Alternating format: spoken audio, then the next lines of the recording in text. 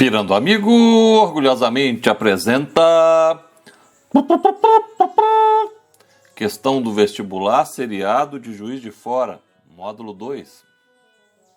Recipientes fechados que contêm gases podem ser expostos a grandes variações de temperatura. Ele sempre deve ter uma válvula de segurança que se abre a modo de evitar que a pressão interna se aproxime da pressão máxima a que eles resistem.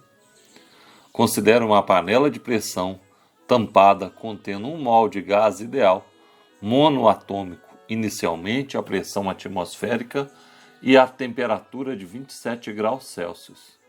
Esse gás é aquecido até alcançar a temperatura de 177 graus Celsius.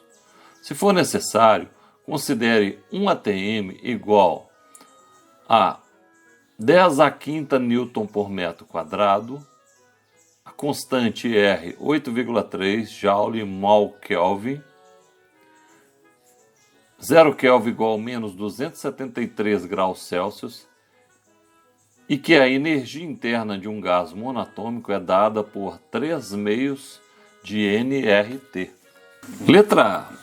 Determina a variação da pressão do gás contido na panela devido ao aquecimento e a quantidade de calor fornecida ao gás durante esse aquecimento. Letra B. Suponha que a válvula de segurança esteja obstruída. Assim que o gás atinge a temperatura de 177 graus Celsius, a pressão interna supera a pressão máxima suportada e a panela explode. Sendo assim, o gás experimenta uma súbita variação de temperatura. Considere o processo como adiabático, de 177 graus Celsius para 77 graus Celsius. Calcule o trabalho total realizado pelo gás sobre as partes da panela. Muito bem, vamos calcular a variação da pressão. Bem, quando nós temos um gás, a equação geral dos gases é PV igual nRT. Podemos utilizar essa equação apenas com as variáveis. Então, nós vamos isolar quem é constante. No caso, o número de mol é constante, o R é uma constante também, e o volume da panela também é uma constante. Então, temos que P sobre T vai ser igual NR sobre V, e isso aqui é uma constante. Consequentemente, P sobre T é constante. Então, temos PO, TO é igual PI, TI. Lembrando que trabalhamos sempre com a temperatura absoluta. Então, nesse caso, a temperatura inicial, que era de 27 graus Celsius, sabemos que temos que trabalhar com a temperatura absoluta, então será 27 mais 273. Então, a temperatura inicial é igual a 300 Kelvin. Sempre que estamos trabalhando com gases, a temperatura utilizada nas fórmulas é a temperatura absoluta. E a segunda temperatura, ela é 177 graus Celsius. Para transformar para a temperatura absoluta, para Kelvin, basta somar 273. 177 mais 273, a temperatura vai ser de 450 Kelvin. Então agora vamos substituir na fórmula. A pressão inicial é pressão atmosférica, posso colocar 1 atm, temperatura inicial é 300 Kelvin, a pressão final é que eu estou procurando a pressão quando a temperatura for 450 Kelvin. Então a pressão será 450 dividido por 300. Pressão 1 vai ser 1,5 atm. Como ele falou, para a gente considerar 1 atm igual a 10 à quinta Newton por metro quadrado, isso é Pascal, né? Podemos dizer que a pressão agora vai ser de 1,5 vezes 10 à quinta Newton por metro quadrado. Só que ele não quer saber a pressão, ele quer saber a variação da pressão. A variação da pressão é a pressão final menos a pressão inicial.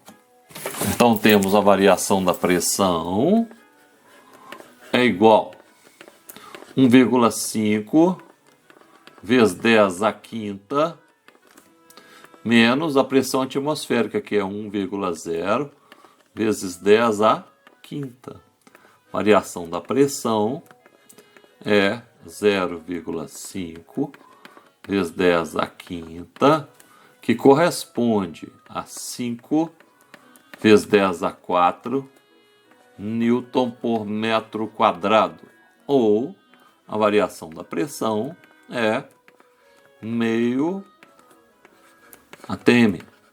O segundo questionamento da letra A é a quantidade de calor fornecida.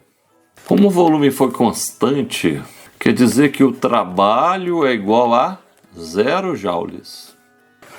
Nesse caso, temos uma transformação isocórica, também conhecida como isométrica ou isovolumétrica.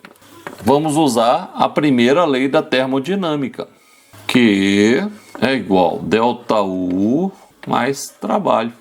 Como o trabalho é 0, Q vai ser igual a ΔU.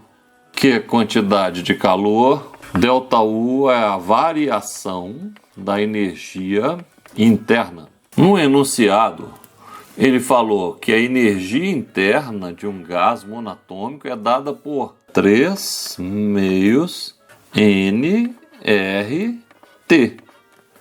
O R foi dado, que é 8,3 joules mol Kelvin. Então, eu sei que a temperatura, como já disse antes, tem que ser uma temperatura absoluta, tem que ser em Kelvin. Como estamos procurando a quantidade de calor fornecida e não há trabalho, já afirmamos isso antes, a quantidade de calor fornecida vai ser igual à variação de energia interna, que vai ser 3 meios de nR delta T, porque é variação.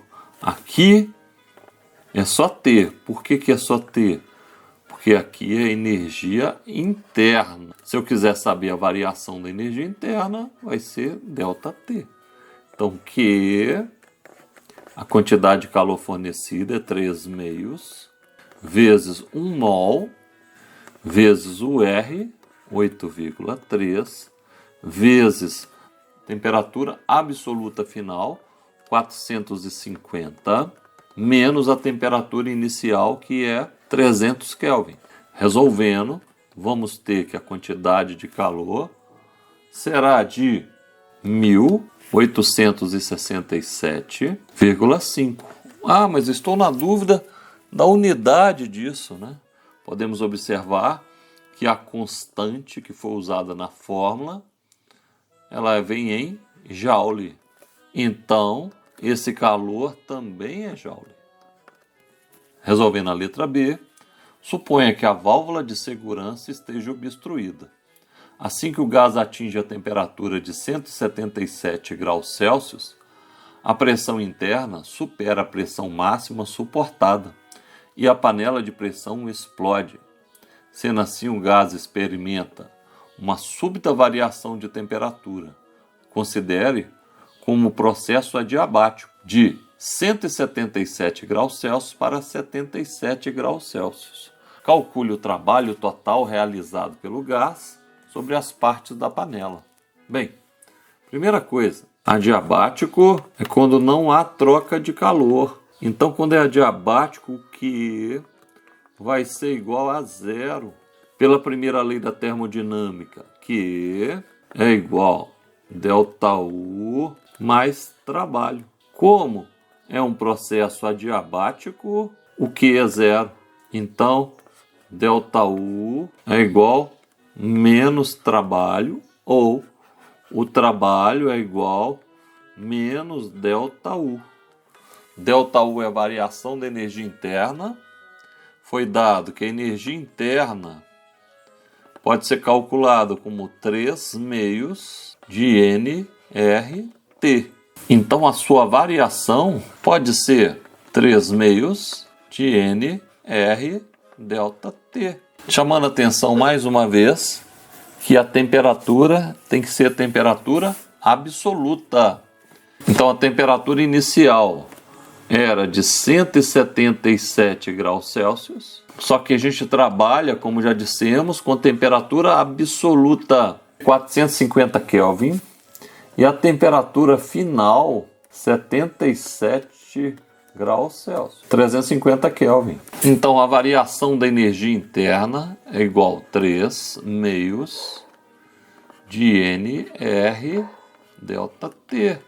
É 3 meios vezes o N 1 mol, o R 8,3 e o ΔT 350 menos 450.